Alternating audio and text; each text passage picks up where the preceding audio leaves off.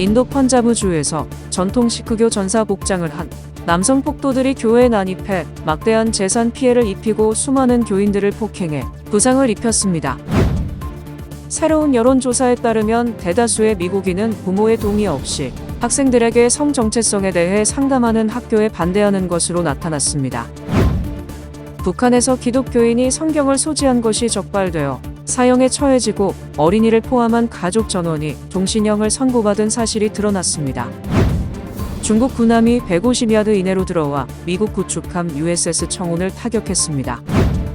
빌리 그레함 목사의 1973년 서울 전도대회 50주년을 기념하는 행사가 3일 오후 서울 상암동 서울월드컵 경기장에서 개최됐습니다.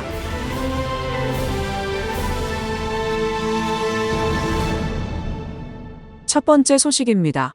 인도 펀자브주에서 전통 시크교 전사 복장을 한 남성 폭도들이 교회에 난입해 막대한 재산 피해를 입히고 수많은 교인들을 폭행해 부상을 입혔습니다.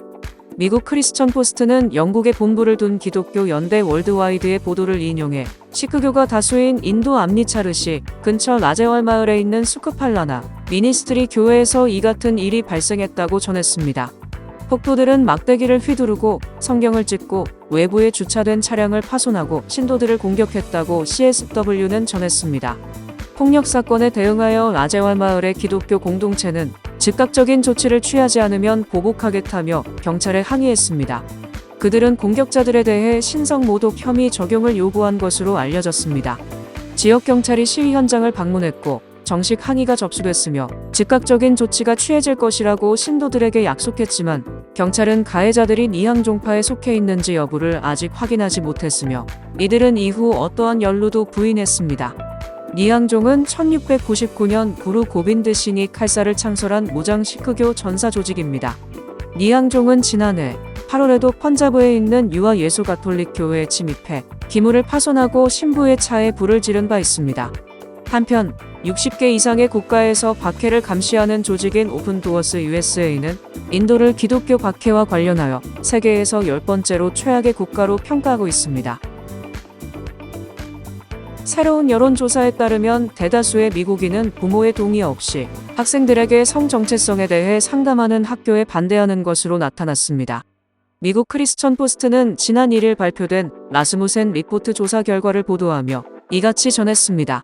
이 조사는 5월 24일부터 25일까지 미국 성인 1116명을 대상으로 LGBT 이데올로기의 다양한 측면에 대한 견해를 묻는 설문조사였습니다.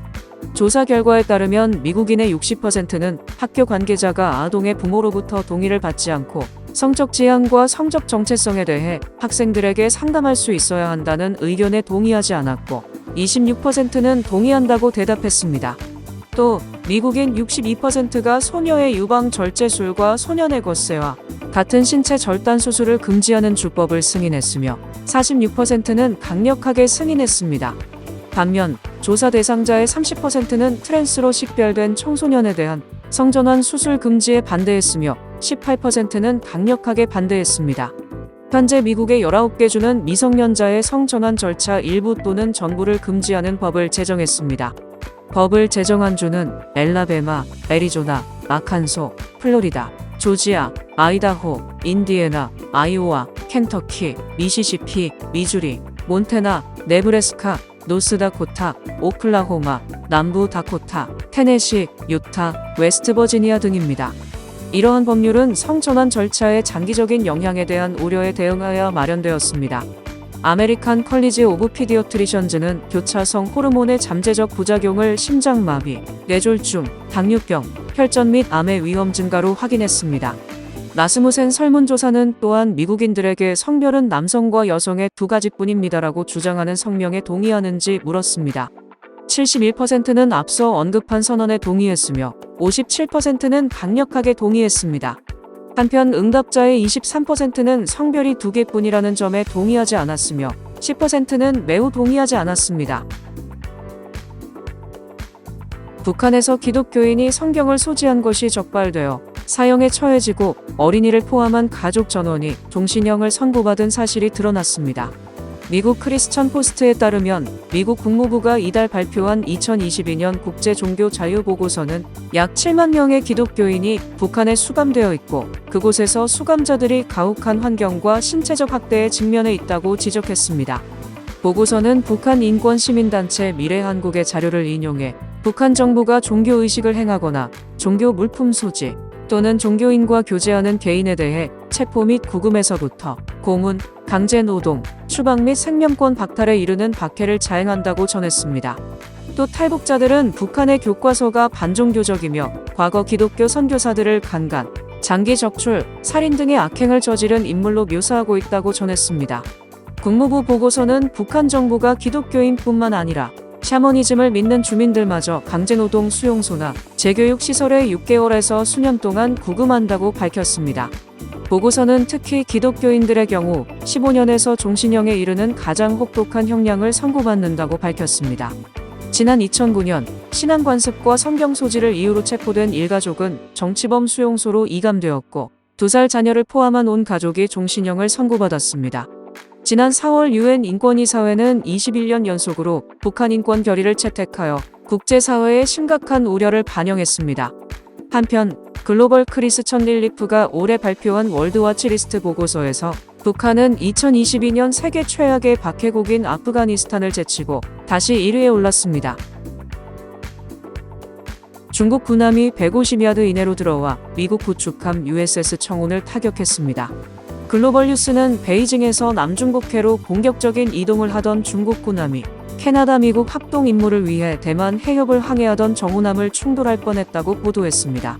글로벌 뉴스는 5월 25일부터 임무에 참여하는 캐나다 호위함인 HMCS 몬트리올을 타고 남중국해를 여행하고 있으며 배의 함교 날개에서 거의 충돌을 목격했습니다. HMCS 몬트리올 함장 폴 마운트포드 대위는 중국 선박이 항로를 변경했을 때 승무원이 미국 선박에 전화를 걸어 움직이지 않으면 충돌이 있을 것이라고 말했습니다. 미국인들은 중국인에게 배에서 떨어지라고 요청했지만 청운함은 결국 충돌을 피하기 위해 경로를 변경하고 속도를 줄여야 했습니다. 마운트포드 대위에 따르면 중국은 캐나다와 미국 선박 모두에게 무선 시스템을 통해 국제적으로 인정된 해역에서 합동 임무가 수행되고 있음에도 불구하고 중국 영토에 진입하고 있다고 말했습니다. 마운트포드는 글로벌 뉴스와의 인터뷰에서 분명하게 이곳은 국제 해역이라고 밝혔습니다. 미 인도태평양사령부는 24일 발표한 성명에서 중국 군함이 청운함 일대에서 안전하지 않은 방식으로 기동을 했다고 밝혔다. 성명은 리 132에 가장 가까운 접근 지점은 150야드였으며 그 행동은 공해상에서 안전한 통행을 위한 해양도로 규칙을 위반했다고 밝혔습니다. 글로벌 뉴스에 보낸 성명에서 캐나다 주재 중국 대사관 대변인은 캐나다와 미국 선박이 사건을 공개적으로 과장했으며 중국 해군과 공군이 두 선박을 합법적으로 그리고 전문적으로 감시하고 있다고 말했습니다. 빌리 그레함 목사의 1973년 서울 전도대회 50주년을 기념하는 행사가 3일 오후 서울 상암동 서울월드컵 경기장에서 개최됐습니다. 빌리 그레함 목사는 미국의 대표적 부흥사로 세계 복음주의 운동에 지대한 영향을 끼쳤습니다. 1973년 서울에서 열린 그의 전도대회에는 닷새간 연인원 320만 명이 참여해 한국 개신교 고속 성장의 출발점이 됐다는 평가를 받습니다.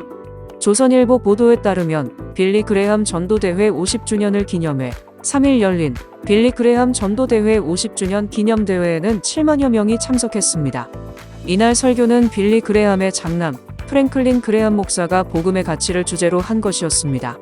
프랭클린 그레함 목사는 1979년부터 사마리안 퍼스란 구호단체를 이끌며 제3세계와 분쟁 지역의 어려운 이웃을 돕고 있으며 아버지처럼 여러 나라를 순회하며 전도대회를 열고 있습니다. 프랭클린 그레함 목사는 설교에서 여러분이 두둑한 통장, 멋진 자동차, 근사한 아파트, 든든한 직장을 가지고 있어도 영혼을 잃어버리면 아무 소용없다며 무엇보다 영혼이 중요하다는 것을 깨달아야 한다고 말했습니다. 이날 기념대회에 윤석열 대통령은 영상 메시지를 보냈으며 오세훈 서울시장과 김동연 경기도지사는 직접 행사장을 찾아 축사했습니다.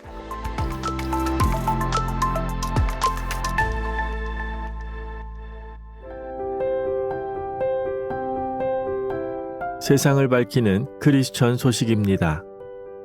헌혈로 생명을 나누는 대한민국 피로회복 캠페인이 난치병 환우들의 치료비 후원으로 이어졌습니다. 대한민국 피로회복운동본부는 1일 오전 경기도 성남 지구촌교회 분당 채플에서 치료비 전달식을 개최했습니다. 운동본부엔 만나교회, 온누리교회, 충현교회 등 15개 교회 목회자의 모임인 사김과 섬김 등이 함께하고 있습니다. 전달식엔 불꽃교회 최성은, 공성훈 목사, 선한목자교회 김다위 목사가 참석했습니다. 이들은 희귀성 난치질환 환우들을 위한 치료비 1억 2천만 원을 연세의료원에 전달했습니다. 캠페인 이름 피로회복은 중의적 의미를 지닙니다. 예수 그리스도의 보혈로 우리가 구원을 받은 것처럼 우리의 피로 누군가 회복할 수 있다는 의미입니다. 헌혈 캠페인인 피로회복은 2020년 10월 처음 시작됐으며 이번이 세 번째 시즌입니다. 지난해 12월부터 지난달까지 헌혈 참여자는 9,000명을 기록했습니다. 이들이 헌혈할 때마다 5,000원에서 1만 원의 후원금이 적립됐습니다.